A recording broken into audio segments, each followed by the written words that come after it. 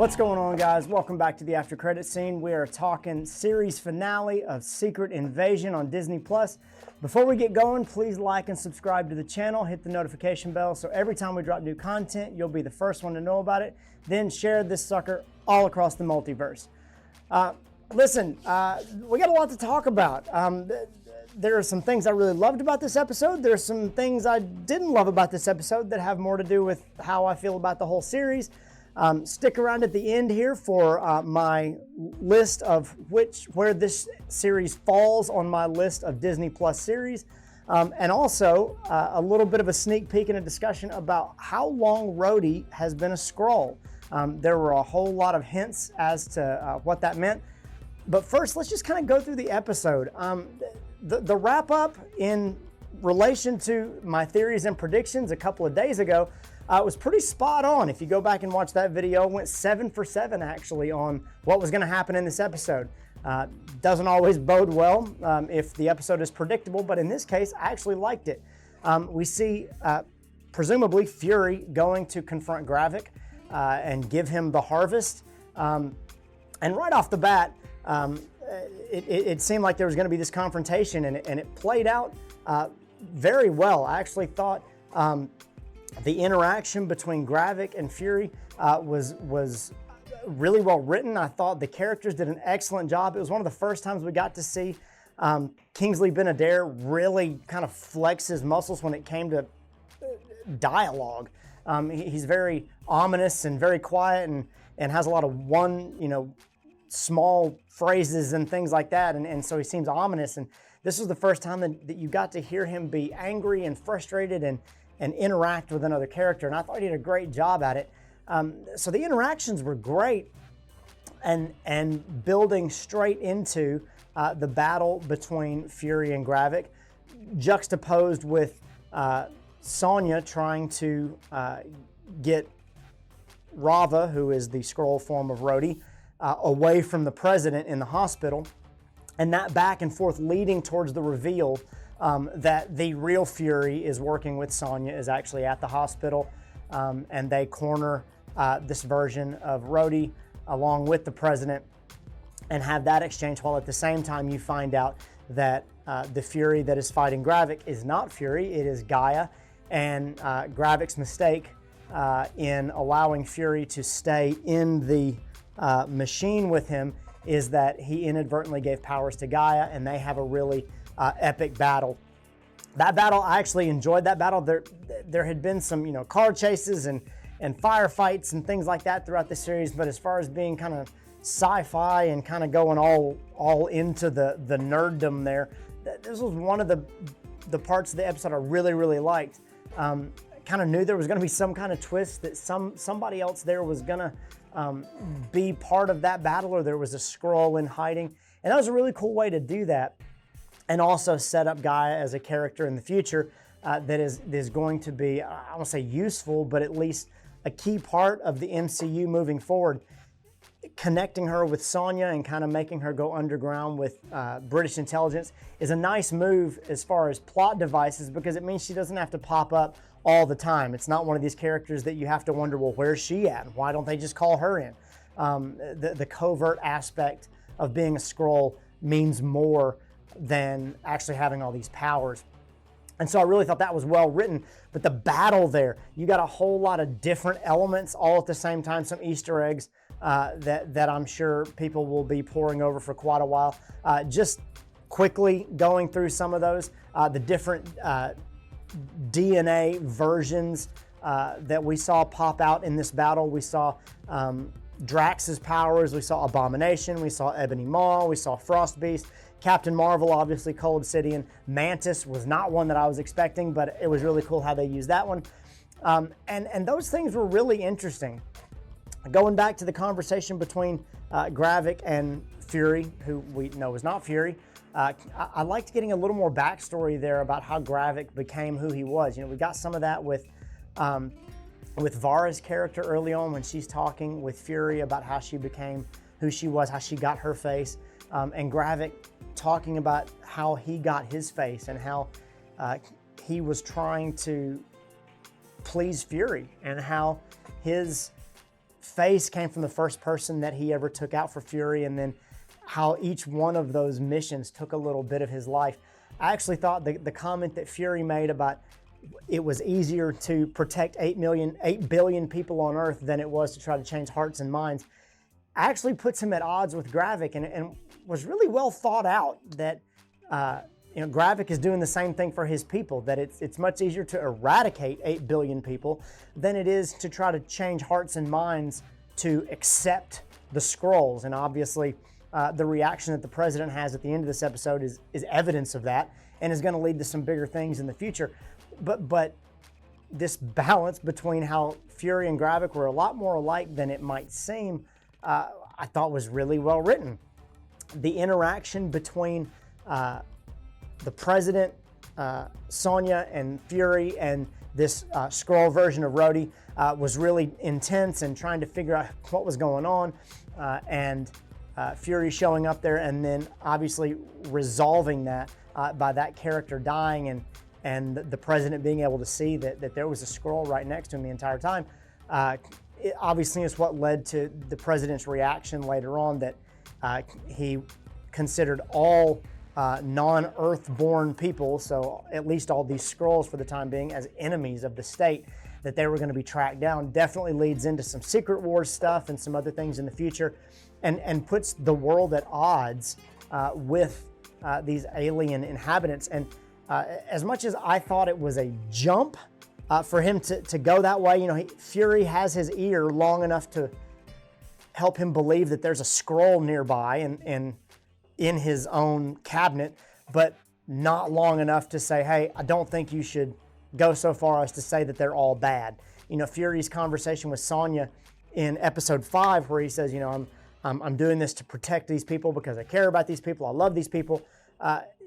He had an opportunity to do that, and it seems like off camera or some other conversations that were had, either the president just straight up didn't listen to him, or those opportunities weren't taken. And it did seem like a little bit of a jump, more of just a plot setup point where they were going to ignore any kind of possible backstory or character motivation. So it felt a little rushed, but it doesn't not make sense, I suppose, is the easiest way to put that. A lot of future story elements like that that they sprinkled in. Obviously, Sonya and Gaia working together. The Kree Peace Summit that Fury alludes to is definitely a future story. Fury, in that same conversation, finally uses the word Saber to refer to the new version of S.H.I.E.L.D. that is part of the space station in space there. And he says that before, but we still haven't gotten the use of the term Sword, which is the name of the organization that the Saber space station belongs to. And that's obviously coming at some point, but they haven't actually said it outright. So a lot of little things that maybe we'll get in the Marvels movie. The connection there, as they start showing the wrap-up and the pieces of this, you get Gaia finding other places, other installations where Skrulls had been kidnapping humans and impersonating them, taking their memories and doing all those kind of things. And so there's a lot of those out there, and so you're getting hints that there's still going to be different factions out there looking for these humans and trying to rescue them, and Skrulls trying to fight, and humans taking on the role of freedom fighters or patriots or whatever, or rebels or vandals or whatever you want to call them, and going out and seeking out Skrulls. And sometimes they find them, and sometimes they don't, and they end up killing humans, and it making a lot more volatile situation out of what is already a volatile situation in regard to people being displaced after the blip and coming back and having to figure out the world in that sense. And in that regard, this series kind of had a lot of political elements that tied it in with Falcon and the Winter Soldier. But we'll talk at the end here about where I think this show ranks in relation to some of those things. All in all, I don't think that the story, the episode left any real questions. I thought they dealt with Rhodey. They dealt with the Skrull threat in a very realistic way, even though they didn't handle the global threat as much. The president's reaction, some of these cut scenes where people are going out and seeking them out, you kind of outed the presence of these Skrulls, and it changed the game a little bit. I thought they answered those questions. I thought Gaia dealing with her people, Fury handling his people, put some big implications there. I thought they answered all those questions, but the story overall left some things to be desired from me. One big thing I think that needs to be talked about, which was a big element since we found out that Rhodey was a Skrull, was how long has he been a Skrull? And if you notice, as Rhodey is woken up and as people are leaving the compound, everybody is able to walk out under their own power, except for Rhodey. And Martin Freeman's character, Everett Ross, asks Rhodey what's the last thing he remembers. I think that's very intentional because they're pointing out and trying to get the viewers to pay attention to the situation that Rhodey is in. Asking him what's the last thing you remember is kind of a nod to where were you last? And if you look at Rhodey's outfit, coupled with the fact that he can't walk under his own power, he's wearing hospital gown. And so the insinuation there is that sometime right after he gets shot out of the sky in Civil War by Vision, he was captured somewhere in the hospital. And I think if you think back to the conversation where Rhodey is in the operating room, Vision and Tony Stark are talking behind the glass, and Stark asks Vision, "I didn't think you could miss," and Vision says, "I didn't think I could either," and they don't really know what happens. It has to be sometime after that because the surgeons doing surgery on Rhodey would have noticed if he was not human. And so sometime after Rhodey was actually worked on, operated on, but before he gets out of the hospital, he was swapped, captured, kidnapped, however you want to call it. And from that point on, anything you see after Civil War is Rhodey in Skrull form. Really makes for some repeat viewing opportunities. But the same thing could be said for Everett Ross. That's the part that I haven't had enough time to go back to. I'm curious what you guys think in the comments about that, is when did they capture Ross? Obviously, Black Panther Wakanda Forever came out more recently than Civil War. So there's a high possibility that version of Everett Ross was not a human, but was a Skrull. And it'll be very interesting to see how, if and when we even find that out. But all in all, in terms of those things, I thought those elements were really great. There was a lot of things here that really set up some other stories, and as far as the MCU is concerned, did a lot of world building to say there's these other things going on, there's a lot of elements at play, there's a lot of layers to the world here. All of this is big world building, and I think what's going to be interesting to see, a lot of people who are just looking at this as one series are going to say, well, this wasn't a good series, I didn't like it because of this, it wasn't as good as this one, and we're going to get to all that. But in terms of the MCU and doing some development as to other stories, doing some development as to how these characters fit into the MCU, getting a little bit of story, stopping for a moment and saying, let's catch up with these guys, is actually a really great way to do some storytelling when it comes to the MCU as a whole and the utilization of Disney+. So I didn't mind all that. But what they do with it moving on and how they explain where they fit in and why other characters don't get involved is definitely going to become increasingly more difficult. And I think you saw a little bit of that in this series because there was questions about, well, why don't you involve the Avengers? Why don't you bring other people in? And obviously people can have their own opinions, and Fury can say comments like, well, I don't think we should rely on them all the time. But some of those things are going to start feeling like cop-outs. And so there's a lot to that I think really needs to, some of it we need to let go and some of it we really need to pay attention to. But all in all, I thought the writing for this series was really great, and some of the political aspects. Here's my problem with this series, is that it started out giving a lot of this world building, painting this picture of a global network of Skrulls, not only on Gravik's part, but on Fury's part. All of these different elements where all of these things are going on at the same time. Russia and the United States and British intelligence and all these things that Gravik has this network, and there's people everywhere, and it's big and it's epic. And they got to episode 4 and 5, and when they got to episode 5 and Gravik's the people at New Scrollos start turning on Gravik, the series started becoming small, and it seemed like they took this big epic story and they funneled it into a simple solution that made the whole series feel a little bit lackluster, and it made it feel a little bit less interesting and a little bit less epic than I think they could have. I would assume that they're trying to keep it small to keep from overlapping and creating some plot holes that are going to affect the rest of the MCU, in addition to moving forward to some other TV shows. But I think they missed some opportunities here because they funneled it into such a small story that it made somebody like Gravik, who had a lot of implications and a lot of potential reverberation through the MCU, feel like a villain of the week, when early on he was anything but that. And so introducing some characters I thought was great. Giving another side of Fury was excellent.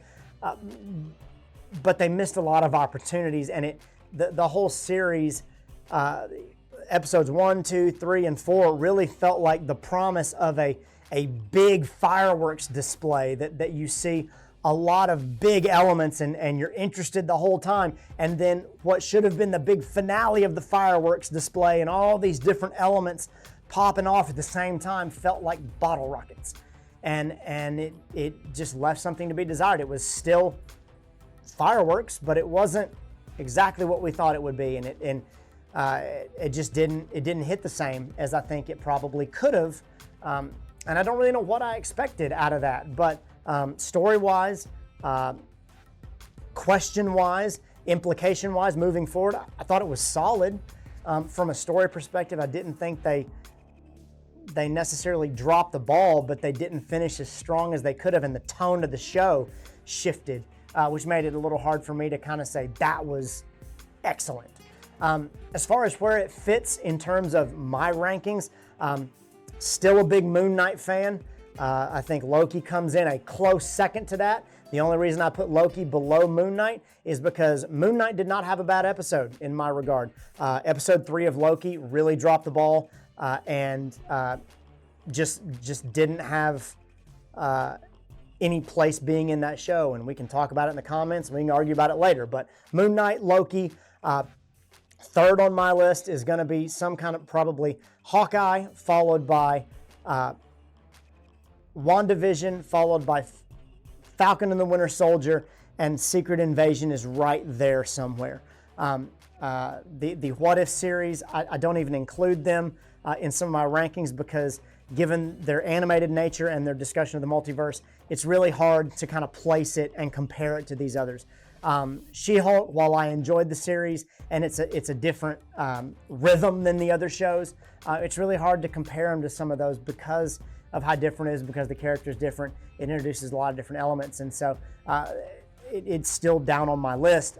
But Secret Invasion just didn't finish the way I thought it would, and didn't finish on the kind of notes that I think it needed to. Really great episode, top 5, top 6 out of the 8 or 9 series that we've gotten so far. And I'm really having to split hairs to decide where those go. But I thought these other shows were executed better. I thought that the characters were a little more interesting. And as much as I love Nick Fury and I love Samuel L. Jackson, and Olivia Colman absolutely crushed it in this series, and I loved her character, I was really just happier with the characters than I was with the story, mainly because they didn't finish it in a way that felt as epic and as big and as high stakes as they started this series. It went, oh, okay, that was the end.